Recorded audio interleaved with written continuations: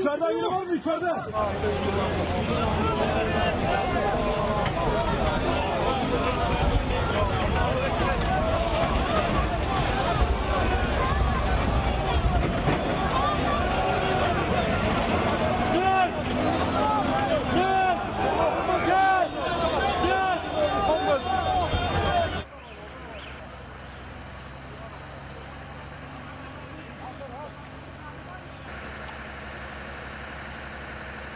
Oğuzhan abi aşağı indirdiler bir kişiyi bilmiyorum. Tabii çektik.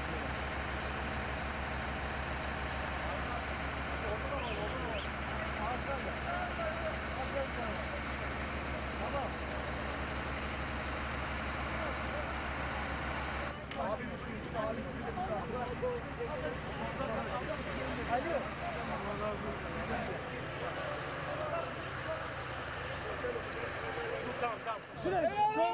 Hadi açılın beyler. Buraya. Bak buraya. Gönder. Gel yavaş yavaş. Gel.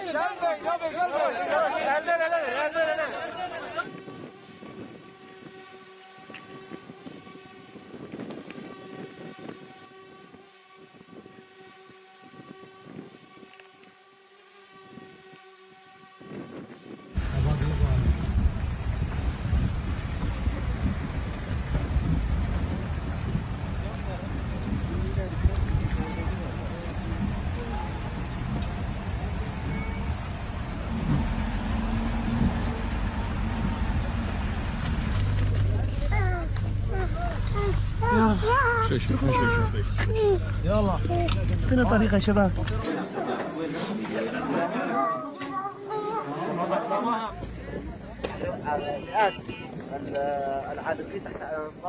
Many families now are under the rubble.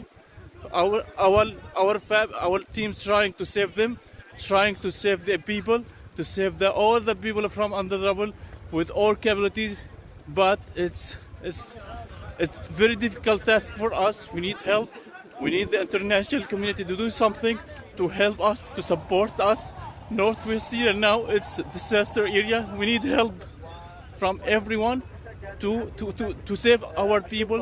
أهلنا المدنيين الكل يعمل في هذا المكان الضحايا الذين قتلوا جراء سقوط الأبنية عليهم.